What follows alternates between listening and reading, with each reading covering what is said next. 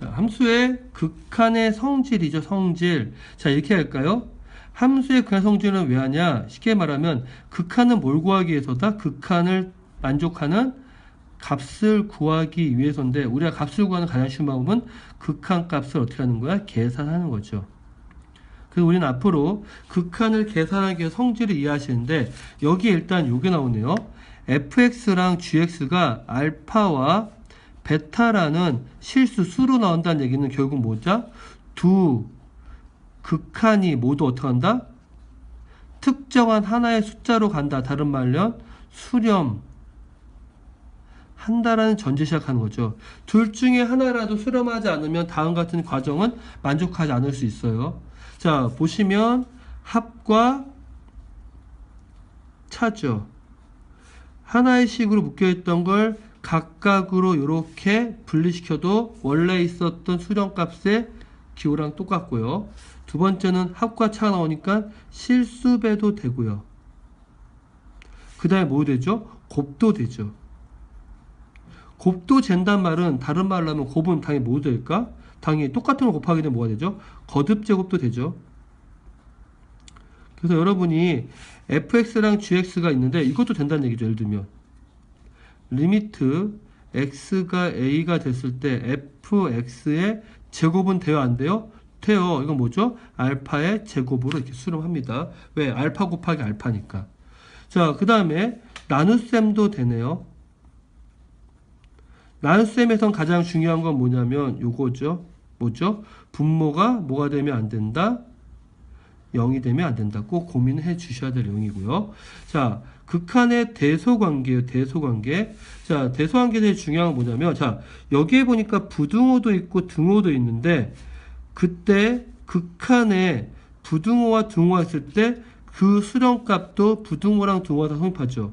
사실 이것만 보면 여러분들이 결국은 원래 있었던 수렴값하고 실제로 주어져 있는 fx하고 gx의 부등호 항상 같아야 된다고 하지만 꼭 그렇진 않아요. 자, 예를 들면 이럴 수 있겠네요. 자, 리미트 x가 만약에 뭘로 할까? 그래요. 자, 0으로 가는데 x분의 1하고 리미트 x가 0으로 갔는데 x분의 2가 할까? 그럼 물어볼게. x분의 1하고 x분의 2는 어느 게 더 크죠? 당연히 x분의 2가 더 크죠. 근데 x분의 1인데 미안합니다. 무한대로 가는 거 0으로 하고 무한대로 할게요. 자, x가 무한대로 가면 요것도 0으로 수렴하고 요것도 0으로 수렴하니까 분명히 식은 오른쪽 게 크지만 두 개의 수렴값은 어떻게 돼? 같을 수가 있죠. 그러니까 항상 부등호가 아니라 부등호가 돼 있더라도 등호가 될 수도 있다라는 거 꼭 기억해 두시기 바라고요. 자, 이건 중요합니다. 우리가 흔히 샌드위치 정리라고도 얘기하는데 이건 뭐라고 하냐면 어떤 식이 왼쪽과 오른쪽 식의 뭐예요? 범위로 주어져 있을 때 왼쪽과 오른쪽이 이렇게 같은 값으로 수렴하면 가운데 값도 같은 값으로 수렴한다. 근데 여기서 꼭 중요해야 될 건 왼쪽과 오른쪽이 같은 값 수렴하지 않는 경우는 없어요, 문제에서. 그러니까 어떻게? 둘 중에 하나라도 만약에 알파에 수렴한다면 나의 시간이 없을 때는 어떻게 한다? 그 알파 값이 가운데 있는 h의 수렴 값이라고 얘기할 수가 있겠죠. 자, 그럼 구체적인 내용을 정리해서 한번 쭉 넘어가 보시면, 자, 이번엔 24페이지 볼까요? 함수의 극한의 성질이고요. 극한의 성질은 계산을 위해서라고 했었죠. 자, 보니까 이렇게 되어 있네요.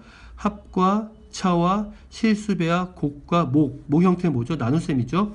이런 형태들이 모두 성립하는 과정이죠. 근데 중요한 건 뭐다? 여기다 쓸까요? 두 극한이 어떤 경우일 때? 모두 수렴할 때.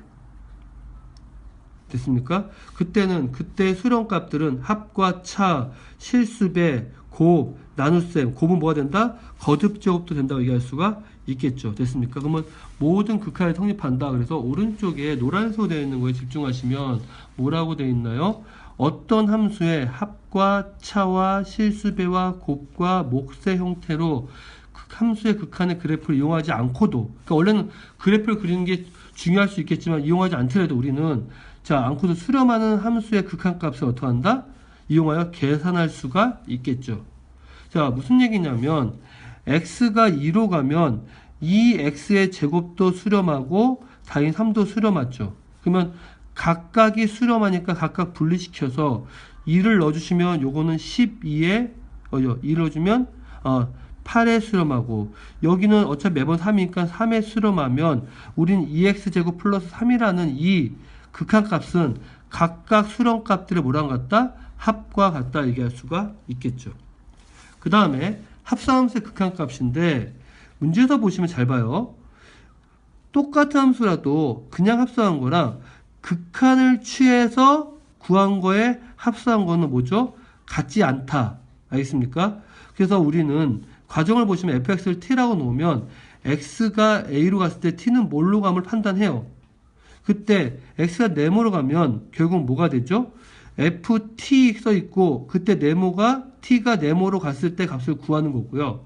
이때는 x가 fx라고 하면 우리는 뭐라고 하죠? 이미 x가 a로 갔을 때 fx 값은 뭐라고 정해져 있어? 뭐라고 정해져 있죠? 정해져 있잖아 이미. 그렇기 때문에 우리는 알파이면 당연히 이것도 f 알파라고 할 수가 있겠죠. 그때 우리는 뭐야? 결론적으로 이거는 극한값을 구하는 경우 최종적으로는 이거는 결국 뭐죠? 알파라는 값이 정해져 있으면 그냥 f 알파라고 하는 거는 함수값을 구하는 거죠. 물론 극한값과 함수값이 같은 경우도 있는데 다음같이 1로 가까워졌을 때 1에 가까워지는 값은 보니까 y값이 1인데 딱 1일 때는 0이라면 극한값과 함수값이 같지 않은 경우일 때는 당연히 다음 같은 관계에 성립할 수가 없겠죠. 그래서 우리는 꼭 기억해 두셨으면 합니다. 그 다음에 극한값에 계산되어 있는데, 자, 첫 번째 이렇게 쓸까요? 첫 번째는 이렇게 쓰죠. 첫 번째는 꼴을 확인부터 합시다. 우리는 어떤 극한이 나오면 꼴부터 확인해요. 크게 두 가지가 나올 텐데요. 첫 번째는 무한대가 나온다면 무한대분의 무한대꼴 아니면 무한대 마이너스 무한대꼴이 나올 거고요. 아니면 분모 분자가 모두 0인 꼴이 될 겁니다. 그 다음에 두 번째는 뭐냐? 각 꼴의 해법으로 풉니다. 됐습니까? 자, 그러면 극한값 계산을 할 텐데 첫 번째 나오는 꼴은 일단 다 돼 있고요. 꼴부터 보니까 분모 분자가 모두 0인 꼴이네요. 자, 그럼 여기다 이렇게 쓸까요? 분모 분자가 모두 0인 꼴일 땐 푸는 법이 두 가지인데요. 첫 번째는 뭐 한다? 인수분해를 합니다. 그래서 결국은 인수분해에서 뭐라는 거죠? 우리 분모도 0이고 분자도 0이라면 뭐가 잘못된 거죠? 당연히 분모가 0인 거죠. 그래서 쓸게요. 분모가 뭐가 되는? 0이 되는 인수를 어떻게 해줘? 제거하는 거예요. 그럼 어떻게 제거해? 분모랑 분자에 똑같은 인수가 있으면 약분할 수 있겠죠. 그런 식으로 문제를 푸는 겁니다. 근데 두 번째 방법은 지금은 저거만 놓으시고요. 나중에 미분이 끝나면 이해하실 때 두 번째는 뭐다? 로피탈 정리를 이용한다라고 되어 있게요. 사실은 계산하는 과정에서는 로피탈 정리라는 걸 나중에 배우게 될 텐데 그것은 쉬워요. 근데 일단 지금은 1번에 있는 인수 분해 이용하는 것부터 설명을 드릴게요. 자, 일단 보시면 어떤 내용이냐? x가 2로 가면 분모가 뭐가 되죠? 0 되죠. 분자도 0 되죠. 그러면 인수분해하자 그랬는데 분자를 인수분해하니까 x 플러스 2고 x 마이너스 2인데, 자, 분모가 0 되는 건 x 마이너스 2란 인수 때문이죠. 근데 분모에도 있고 분자에도 있으니까 약분하겠죠. 그러면 이제 더 이상 분모 0 되지 않으니까 그때 2를 넣어주시면 뭐가 돼? 4 이렇게 나오죠. 그래서 우리는 일단 중요한 건 뭐냐면 분모가 0이 된 인수를 제거하는 거고, 이렇게 푸는 이유는 원래는 우리가 그래프를 이용하는 것을 갖고 문제를 풀었는데 그래프를 매번 이용해서 그릴 수 없기 때문에 생략하고선 계산하는 거죠. 생략하고. 우리가 이 그래프를 그려서 그 그래프가 왼쪽 오른쪽에 2에 가까워졌을 때 얼마인지 구하는 건데 그래프를 안 그리고도 이제 뭐 할 수 있다? 극한값을 구할 수가 있겠죠. 자, 그 다음에 근호를 포함하고 있는 식은 근호가 있는 쪽을 유리화한 후에, 자, 근데 중요한 거 잘 보세요. 분자에 있으면 보통 우리 유리하지 않았죠. 근데 분자에 있더라도 우리는 무조건 유리화를 합니다. 어떻게? 유리화 여기라고 할까요? 보시는 것처럼 차로 되어 있으면 합을 분모 분자에 곱해요. 그리고 나서 무조건 뭐가 되도록 분모와 분자 영입곱을 만들게 되면, 자, 그러면 x가 0 되면 결국 분모의 뭐 때문에? x 때문에 분모 0 되는 거죠. 그러니까 결국 분모랑 분자에 x가 지워지면서 결국 뭐죠? 분모가 뭐가 되는? 0이 되는 인수가 제거되는 거죠. 목적은 분모 분자에서 분모가 0이 된 인수를 제거하면 그때 x가 0이니까 0 넣어줘요. 그러면 1하고 1 되고 마이너스 1이니까 마이너스 2분의 1에 수렴한다고 얘기할 수가 있겠죠. 자, 그 다음에 무한대 분의 무한대 꼴이 나올 텐데요. 무한대 분의 무한대 꼴을 일단 두 가지로 할게요. 자, 첫 번째는요. 무한대 분의 무한대 꼴이 나올 거예요. 그때는 방법은 두 가지예요. 첫 번째는 뭐 하냐면 최고차항의 개수의 비고나 또는 최고 크기의 미츠 수 비예요. 자, 나이 배우겠지만 이제 등비수열이 나올 수가 있기 때문에 그때 최고 크기, 그러니까 밑이 가장 큰 거의 수의 비로 나타낼 수도 있어요. 두 번째는 뭐냐면 결국 이렇게 쓸까요?